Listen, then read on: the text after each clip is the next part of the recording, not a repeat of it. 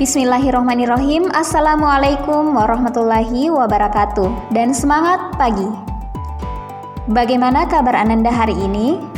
Semoga Ananda beserta keluarga selalu dalam keadaan sehat dan tentunya selalu semangat untuk mengikuti kegiatan pembelajaran kita pada pagi hari ini.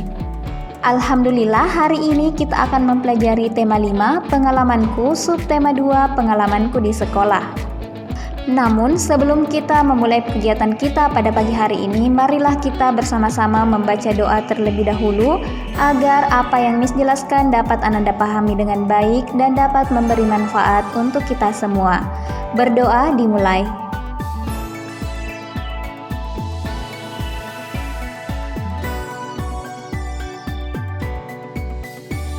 Amin. Berdoa selesai. Baiklah, seperti yang telah Miss sebutkan tadi bahwa materi kita pada pagi hari ini yaitu tema 5, pengalamanku, subtema 2, pengalamanku di sekolah. KD 35, mencermati puisi anak dalam bahasa Indonesia atau bahasa daerah melalui teks tulis dan lisan. Kemudian KD 36, mencermati ungkapan permintaan maaf dan tolong melalui teks tentang budaya santun sebagai gambaran sikap hidup rukun dalam kemajuan masyarakat Indonesia. Adapun tujuan pembelajaran yang akan Miss jelaskan pada pagi hari ini ada 3. Yang pertama, membaca dan menilai pembacaan puisi. Kemudian yang kedua, memahami makna kata pada puisi. Dan yang ketiga, memahami kalimat permintaan tolong.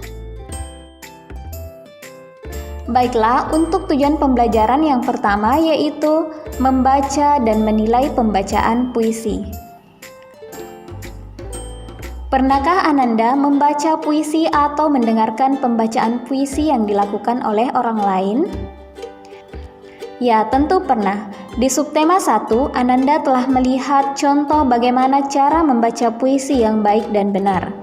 Ananda juga telah belajar menanggapi pembacaan puisi yang dilakukan oleh orang lain.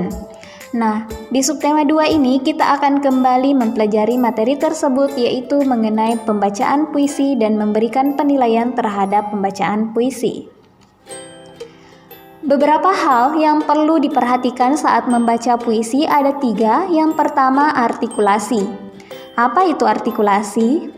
Artikulasi adalah kejelasan pengucapan saat membaca puisi. Jadi, sebelum kita membaca puisi, kita terlebih dahulu membaca puisi tersebut secara berulang-ulang agar kita dapat mengucapkan kata yang ada pada puisi dengan jelas, sehingga orang yang mendengarkan puisi kita dapat memahami apa yang kita sampaikan. Kemudian, hal yang harus diperhatikan juga selain artikulasi yaitu intonasi. Tahukah Ananda apa itu intonasi? Intonasi adalah ketepatan nada saat membaca puisi. Pada saat membaca puisi, kita harus memahami kata yang mana yang harus diucapkan dengan nada rendah, nada tinggi, atau nada sedang. Nah, untuk mendapatkan intonasi yang tepat, tentu terlebih dahulu kita harus memahami makna dari puisi yang kita baca. Kemudian yang terakhir yang harus diperhatikan saat membaca puisi yaitu ekspresi. Apa itu ekspresi? Ekspresi adalah raut wajah saat membaca puisi. Jadi, saat kita membaca puisi, ekspresi wajah kita harus disesuaikan dengan puisi yang kita bacakan. Jika puisinya bertema ceria, maka wajah kita pun juga harus terlihat ceria. Jika puisinya tentang sesuatu yang menyedihkan, maka ekspresi wajah kita juga harus disesuaikan. Sehingga sebelum Ananda membacakan puisi untuk orang lain, Ananda terlebih dahulu memahami puisi yang akan dibacakan tersebut, sehingga artikulasi, intonasi, dan ekspresinya dapat tepat dengan puisi yang dibacakan. Nah, setelah kita membaca puisi atau kita mendengarkan pembacaan puisi, tentu orang lain akan memberikan penilaian. Penilaian terhadap pembacaan puisi itu bisa berupa tanggapan ataupun saran, sehingga pembacaan puisi yang kita lakukan atau orang lain lakukan dapat menjadi lebih baik dari sebelumnya. Tentu Anandaku telah memberikan penilaian terhadap pembacaan puisi di subtema 1. Tanggapan terhadap pembacaan puisi dapat kita tanggapi dari segi artikulasi, intonasi, ataupun ekspresi. Nah, bagaimana? Apakah Ananda sudah memahami mengenai materi membaca dan memberikan penilaian terhadap pembacaan puisi? Selanjutnya, kita lanjut ke tujuan pembelajaran yang kedua, yaitu memahami makna kata pada puisi. Seperti yang telah Miss jelaskan tadi, bahwa untuk mendapatkan artikulasi, intonasi, dan ekspresi yang tepat saat membaca puisi, tentu kita perlu memahami makna kata pada puisi. Nah, bagaimana cara memahami makna kata pada puisi? Setiap kata pada puisi itu memiliki makna tertentu. Untuk memahami makna tersebut, Ananda dapat menggunakan Kamus Besar Bahasa Indonesia ataupun bertanya kepada orang tua atau kakaknya. Jadi, jika ada kata yang kurang dipahami pada puisi yang akan kita bacakan, silahkan dicari artinya di dalam kamus atau boleh bertanya kepada orang tuanya. Kemudian tujuan pembelajaran yang ketiga, yaitu kalimat permintaan tolong. Materi tentang kalimat permintaan tolong telah kita pelajari sebelumnya pada semester 1, dan Miss yakin bahwa Anandaku tentu masih mengingat materi tentang permintaan tolong ini. Kalimat permintaan tolong diucapkan saat kita membutuhkan bantuan orang lain atau kita ingin meminta orang lain untuk membantu kita. Misalnya di rumah, pada saat kita ingin mengambil sebuah buku di lemari, kita tidak sampai, kita boleh minta tolong kepada kakak, ayah, ataupun ibu. Nah, bagaimana cara kita menyampaikan kalimat permintaan tolong yang baik dan sopan? Ya, kalimat permintaan tolong ditandai dengan kata tolong dan diucapkan dengan sopan, sehingga orang yang kita minta tolongi dapat dengan senang hati membantu kita. Nah, bagaimana? Apakah Ananda sudah memahami ketiga materi tersebut? Jika belum, silahkan diulang dan disimak kembali videonya.